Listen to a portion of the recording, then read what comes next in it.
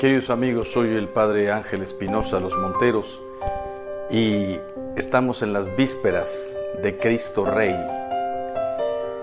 Quisiera comentar con ustedes un detalle del Evangelio que a veces pasa desapercibido. Muy poca gente realmente ha encontrado este detalle. Yo lo encontré gracias a un gran sacerdote, José Luis Martín Descalzo, quien murió ya quizás hace unos 30 años, grande escritor. ¿De qué les quiero hablar? Mire, después de la multiplicación de los panes y de los peces, dice el Evangelio que quisieron coronar a Cristo Rey y Él se retiró a la montaña a orar. Sabía que venían a coronarlo Rey. ¿Por qué? Porque era un rey, por decirlo así, de un éxito, de un triunfo material. Acababa de darle de comer a todo el pueblo, tenía una capacidad de palabra impresionante. Este es el Mesías que había de venir al mundo. Este es el rey, este es el hijo de David. Jesús sabía que no iba a reinar en ese momento y por eso se abrió paso, salió y se fue a orar. ¿Cuándo es cuando Cristo realmente es rey? En la cruz, cuando entrega su vida por nosotros, cuando derrama hasta la última gota de su sangre. Es coronado no con una corona de oro, sino con una corona de espinas. ¿Y cuál es el detalle que a mucha gente se le pierde? Dice el Evangelio, 3 evangelios y una carta de San Pablo, que Jesús gritó en la cruz. Pero cualquiera podría decir, ¿cómo no iba a gritar? Todos hubiéramos gritado de dolor. No, no es así de fácil. Miren, el Evangelio de San Mateo dice, 27:50. Jesús entonces, dando de nuevo un fuerte grito, exhaló el espíritu. Marcos 15:37. Jesús, lanzando un fuerte grito, expiró. Lucas 23:46. Jesús, dando un fuerte grito, dijo, Padre, en tus manos encomiendo mi espíritu. Y San Pablo dice en una de sus cartas, habiendo ofrecido en los días de su vida mortal oraciones y súplicas con un gran grito y lágrimas al que era poderoso para salvarle de la muerte. Gritó. La cosa increíble es esta. Gritó y exhaló el espíritu. Cuando no le quedaba más que inclinar la cabeza y morir, lanzó este grito que debió ser impresionante.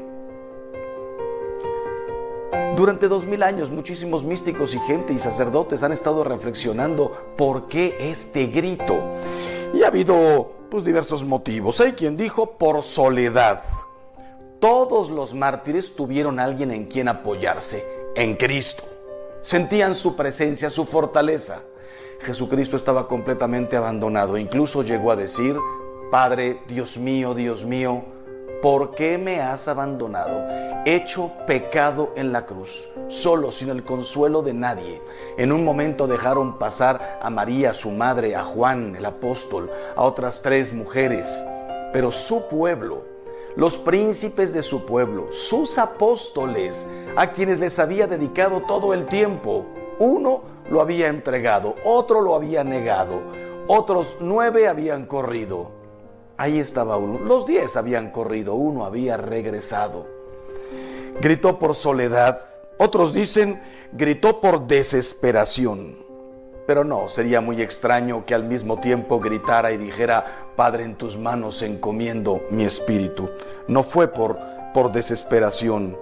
Hay quien dice, murió por la duda de lo que podría haber del otro lado. Imposible. Yo soy el pan vivo que ha bajado del cielo. Era el único que había venido desde el otro lado. Él sabía perfectamente que solo cruzar la puerta le esperaba a su Padre y millones de ángeles para festejar el triunfo de la vida, del amor, de la obediencia, de la humildad. Y entonces, ¿por qué gritó? Hay quien dice, por el dolor físico. Parecería lo más creíble, pero ¿has pensado que en Getsemaní, cuando sudó sangre, cuando se le abrieron los poros, en la desesperación no desesperación, en el miedo tremendo. Tengo miedo hasta el punto de morir. Padre, si es posible que pase de mí este cáliz, pero que no sea como yo quiero, sino como quieres tú. No gritó en Getsemaní. Cuando ya lo tenían preso, la golpiza que le fueron dando de camino de Getsemaní al encuentro con el Sanedrín. Dice el Evangelio de San Juan que uno se adelantó y le dio una bofetada a Jesús.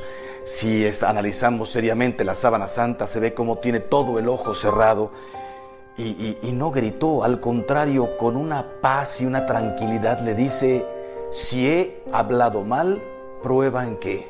Si no, ¿por qué me pegas? Probablemente con todo el ojo ya cerrado de ese golpe. No gritó. De ahí siguió el camino a casa de Anás, de Caifás, de Herodes. Hambre, sueño, insultos, nada, no hay un solo grito. De ahí viene la flagelación. Eran 40 golpes menos 1, 39. Sabemos por la sábana santa que con Jesús no hubo ninguna piedad, no hubo límite de golpes. Además, los látigos romanos terminaban en 3 puntas. A veces la terminación era metal, a veces era un hueso de animal. ¿Cómo le abrieron la carne? Algunos pedacitos se los arrancaron. Como manso cordero iba a ser degollado. No se oye un solo grito en la flagelación. Podría perfectamente decir ahí: Jesús gritaba y nadie se apiadaba de él. No gritó. Después de la brutal flagelación, la coronación de espinas. Nadie las contó, no sabemos si fueron 30, 50, 100, 200. Conocemos el tamaño del tipo de espina, una cosa de este tamaño. ¿Te imaginas entrando en su cuero cabelludo, en el cráneo? No gritó. Dice el Evangelio que vinieron a golpearlo con bastones, a escupirle y a burlarse de él. ¿Te imaginas cada bastonazo encima de la corona de espinas, hincando las espinas en la carne? No gritó. No gritó. Después de la coronación de espinas, le pusieron una cruz en los hombros. Lo hicieron caminar, volvemos a decir, el hambre, el calor, la sed, más las espaldas rotas. Le pusieron una túnica, lo hicieron caminar, le molestaba incluso la ropa. Dice la tradición que cayó 3 veces, pudieron ser más. Piensa en las rodillas, piensa en la cruz sobre el hombro. No gritó. Cuando llega a la cima del Gólgota, él mismo se acuesta sobre la cruz, piensa en la penetración de cada uno de los clavos, una mano, la otra mano, un pie, el segundo pie sobrepuesto sobre el otro pie. No hay un solo grito ante los martillazos. Cuando levantaron la cruz y su carne golpeó el madero abrupto, lleno, por decirlo así, de costras. ¡Qué dolor! Y no hay ni un grito. 3 horas colgado en la cruz y nos da las 7 palabras, nos entrega a su madre. Dice: tengo sed, se encomienda a su padre, ni un grito. Y cuando faltaban solamente un segundo para morir, dando un fuerte grito, expiró. ¿Por qué gritó? No fue del dolor físico. Y entonces viene este sacerdote José Luis Murtín Descalzo y dice: gritó por el dolor moral. Dolor moral. Lo grave no es morir, sino morir inútilmente. ¿Por cuántos? ¿No te daría gusto a ti que me estás escuchando morir si te asegurara yo ahora mismo que tu muerte será la redención, la paz, todo para todo el universo? Creo que hasta yo me ofrecería. En cambio, Jesús sabía para cuántos iba a ser inútil, para cuántos moría en vano. El Evangelio de San Lucas, en el capítulo 14, versículo 13, dice: acabado todo tipo de tentación, el diablo se alejó de él hasta un tiempo oportuno. ¿Qué significa un tiempo oportuno? Recuerdan ustedes las 3 tentaciones. Pide que estas piedras se conviertan en pan. tírate del pináculo porque total los ángeles te atraparán, te sostendrán con sus alas. Tercera tentación, póstrate y adórame, y todo esto te daré. Y Jesús había respondido con una entereza: no solo de pan vive el hombre. No tentarás al Señor tu Dios, solo a Dios adorarás. No había tenido, con todo y que tenía 40 días de ayuno, no había tenido el problema en responder con esa entereza. Sabemos por el Evangelio de San Juan 13:2, dice: cuando ya el diablo había inspirado a Judas, estaba rondando ahí el diablo. Y dice Juan 13:27, tras el bocado entró en él Satanás, en Judas. Estaba ahí en la última cena rondando. Dice José Luis Martín Descalzo: ¿cuál es ese otro momento oportuno en el que se presenta el diablo a tentar a nuestro Señor? Probablemente fue en la cruz. No habrá llegado Satanás en ese momento para presentarle como un velo enorme. ¿Para cuántos moría en vano? ¿Cuántos no se iban a reconciliar? ¿Cuántos lo iban a odiar para siempre en aquel tiempo y ahora? ¿No habrá visto desde la cruz la mediocridad de sus elegidos? Los apóstoles, los discípulos, los que vendríamos después, sacerdotes, laicos, consagradas, religiosos y religiosas. La mediocridad de todos nosotros, el que nos había llamado a la santidad y a la perfección. ¿No habrá visto desde la cruz las falsificaciones de su evangelio? Usar el evangelio del amor para convertirlo en el del poder, del dinero, de no sé cuántas cosas. ¿No habrá visto desde la cruz la violencia de los violentos? El que acababa de decir en la última cena: un mandamiento nuevo os doy, el que ya existía desde antes, ahora completamente purificado, que os améis los unos a los otros como yo os he amado. Perdonad a quien os persigue, amad a vuestros enemigos, orad por quien os hace el mal, por quien os calumnia. Él lo había dicho. ¿No habrá visto desde la cruz la violencia de las grandes guerras? Nosotros recordamos la Primera Guerra Mundial, la Segunda, la Guerra Civil Española, los cristeros, Vietnam, Corea. No podemos olvidar que desde hace 2000 años, si no es que 3000, siempre, en algún lugar del mundo siempre se ha estado en guerra. En el medioevo, antes las conquistas, los imperios, antes de Cristo, después de Cristo, sometimiento a los demás, pero Él había venido a renovar todo eso. ¿Cuántos de nosotros no entenderíamos cuántas guerras, cuántas muertes? Pero olvídate de la guerra, la violencia familiar, la violencia con la persona a quien le dijiste un día que la ibas a amar para toda la vida, la violencia de los violentos. El imperio de la mentira, el que había dicho: yo soy la verdad. ¿No habrá visto desde la cruz cuántas mentiras, las grandes mentiras de los comunismos, populismos, embaucando a miles de millones de personas? El sufrimiento de todas estas personas, las mentiras de las ideologías. Yo soy dueña de mi cuerpo, yo hago con mi vida lo que me da la gana, tengo derecho a pedir mi propia muerte, la eutanasia. La mentira, el que había dicho: yo soy la verdad, yo soy la vida, yo soy el camino. ¿Cuántas cosas no habrá visto Jesús desde la cruz? Y el imperio de la mentira a nivel familiar, a nivel conyugal, con los socios, con los clientes. ¿No habrá visto desde ahí lo que nos costaría decir la verdad?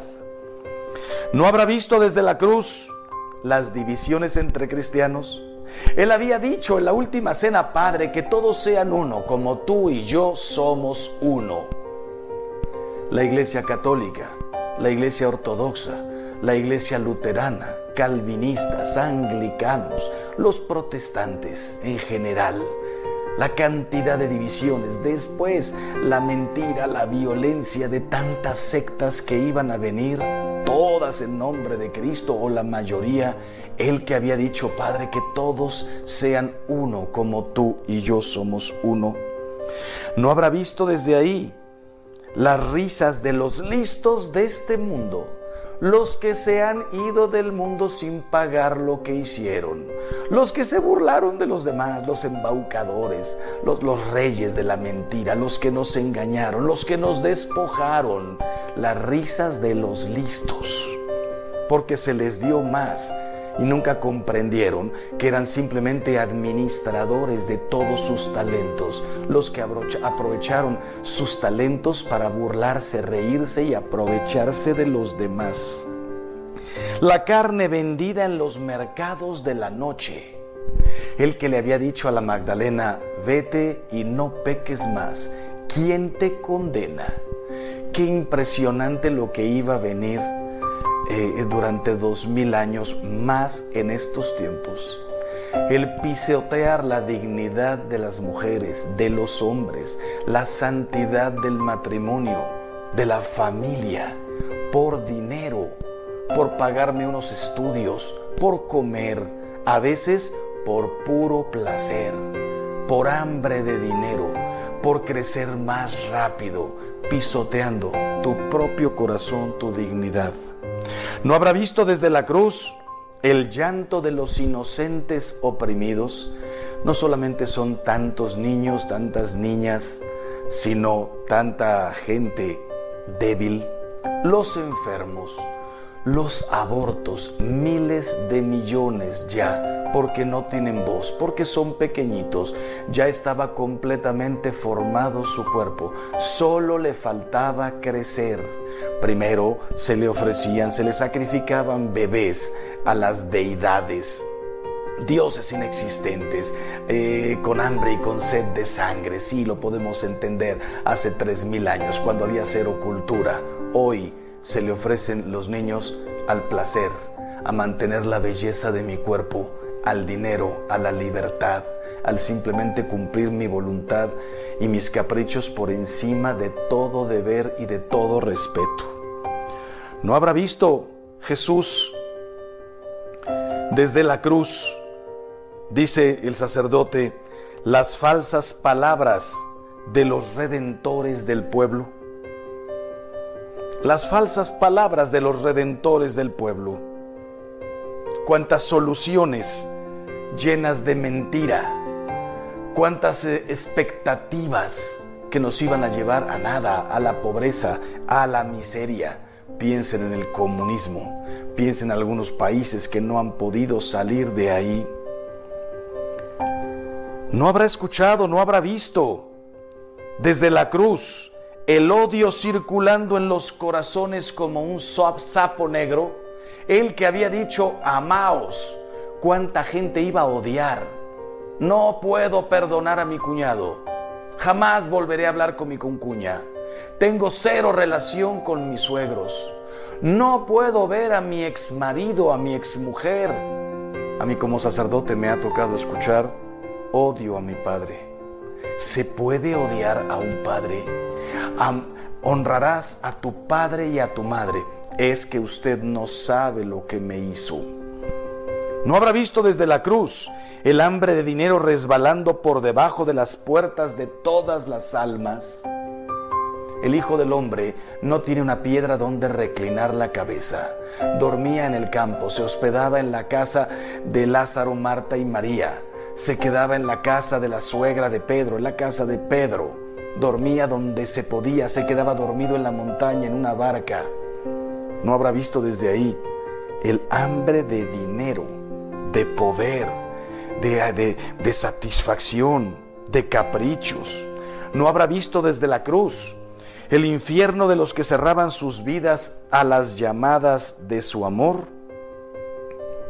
¿No habrá comprendido que podría dar un sentido al sufrimiento humano, pero no librar del sufrimiento y de la muerte a los hombres? El que había venido a dar su vida por nosotros, el que había sufrido hasta el máximo, hasta la última gota de su sangre.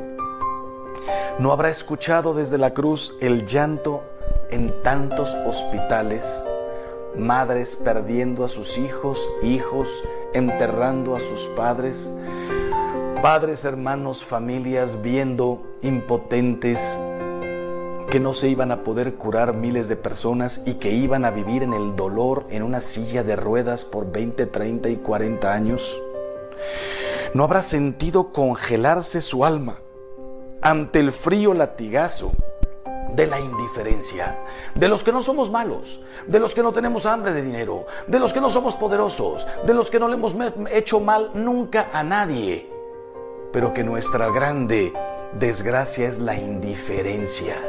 El que había venido a preocuparse por el leproso, por el ciego, por el paralítico, por la viuda, por el muerto, por todos se había preocupado. Le hacían filas de personas para que las curara. Se preocupaba por los mismos de Israel y en cuántas ocasiones dijo: no he venido para estos, pero bueno, tráiganmela. Yo he venido a curar a todos, a todo el mundo, a sanarlos del pecado y de la enfermedad. ¿Cómo no iba a gritar? Gritó. Y su grito sigue ahí, taladrando las paredes de la eternidad y de la historia. Y los hombres inventamos un mar de ruidos y de estruendos para no escuchar su grito. Nadie lo escucha, o casi nadie. Apagado por los televisores, amortiguado por las guitarras eléctricas, cloroformizado por las risas de un mundo que no quiere oír los llantos de los hombres y mucho menos el llanto de Dios. Hay que guardar silencio para escuchar ese grito. Hay que amar para escucharlo. Pues bueno, mañana es día de Cristo Rey. Está ahí en su trono, en la cruz. Le faltan unos instantes para morir. Date hoy un tiempo para ir al sagrario, para ir a misa, para ponerte delante de un crucifijo y verlo y decirle: perdóname, Señor, gritaste, porque también me viste a mí.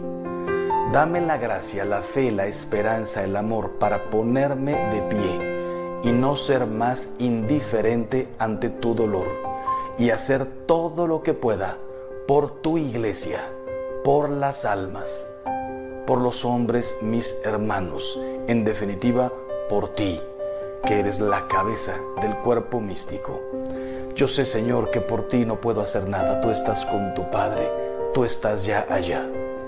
Pero tú te has identificado con cada uno de los pequeños. El que dé de beber, aunque sea un vaso de agua, a uno de estos pequeños, a mí me lo da. Hoy me pongo de pie y te digo: Señor, voy a consumir mi vida haciendo todo el bien que pueda, a toda la gente que pueda, con mis palabras, con mi testimonio, con mis obras, con mi ejemplo, con mi vida, con un consejo, con mi oración y con mi sacrificio. Queridos hermanos, que viva Cristo Rey y que nosotros reinemos con Él.